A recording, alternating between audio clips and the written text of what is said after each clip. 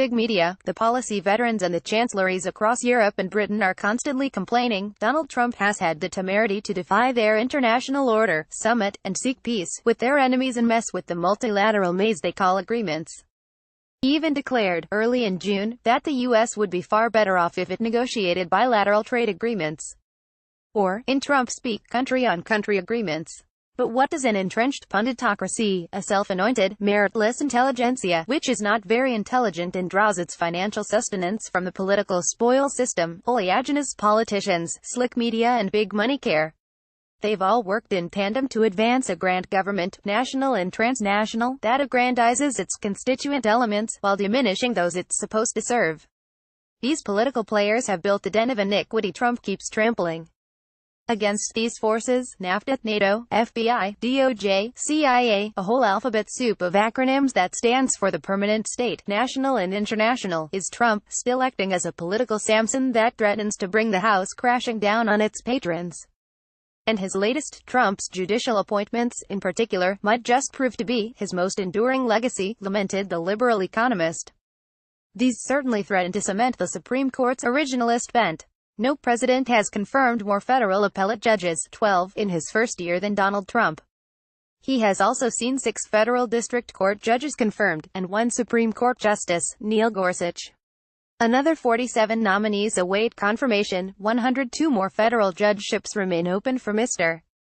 Trump to fill. With 2 of the Supreme Court's liberal justices, and its one unpredictable member, Anthony Kennedy, aged 79 or older, the president will get to name another justice, maybe 2. Quote. Published in June of 2016, The Trump Revolution, The Donald's Creative Destruction Deconstructed, made the case that Donald J. Trump is the quintessential post-constitutional candidate. In the opening statement, titled, Welcome to the Post-Constitutional Jungle, oldies will recognize a nod to the Guns N' Roses classic Welcome to the Jungle, as well as to broadcaster Mark Levin's coinage. We inhabit what Levin has termed a post-constitutional America. The libertarian and classical conservative ideal, where the chains that tether us to an increasingly tyrannical national government are loosened and power is devolved once again to the smaller units of society, is a long way away. Where the law of the jungle prevails, the options are limited. Do Americans get a benevolent authoritarian to undo the legacies of Barack Obama, George W. Bush and those who went before? Or, does the increasingly ill-defined entity called the people continue to submit to Demopublican diktats, past and present? The quintessential post-constitutional candidate, Trump's candidacy was for the age when the Constitution itself is unconstitutional. Like it or not, the original Constitution is a dead letter, having suffered decades of legislative, executive and judicial usurpation. The natural and common law traditions, once lodestars for lawmakers, have been buried under the rubble of legislation and statute. However much one shovels the muck of lawmaking aside, natural justice and the founders' original intent remain buried too deep to exhume. The Constitution has become just another thing on the list of items presidential candidates check when they con constituents. The dissembling words of many a presidential candidate notwithstanding, the toss-up in the 2016 election was, therefore, between submitting to the Democrats' war on whites, the wealthy and Walmart, or being bedeviled by mainstream Republicans' wars on the world, Russia, China, Assad and the Ayatollahs. Or, suffering all the depredations listed and more had candidate Clinton been victorious.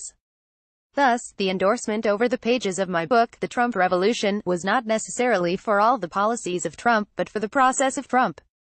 Until such time when the individual is king again, and a decentralized constitution that guarantees regional and individual autonomy has been restored, this process of creative destruction begun by Donald Trump is the best freedom-loving Americans can hope for.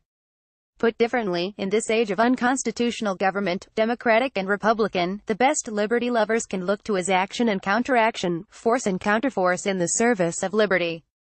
And a force of nature Mr. Trump is most certainly proving to be. You name it, Trump has tossed and gored it. The well-oiled elements that sustain and make the American political spoil system cohere suddenly in Brownian motion, oscillating like never before. The hope expressed was that by weakening the machine's moving parts, Trump might just help loosen the chains that bind each one of us to government. Trump, the book argued, evinces the necessary moxie to blast away at an overweening political system. Who can deny that he has, so far, done a laudable job of fumigating some serious snake pits? Undeterred, the Trump holy terror has even blasted the scold from Fort Vatican for living.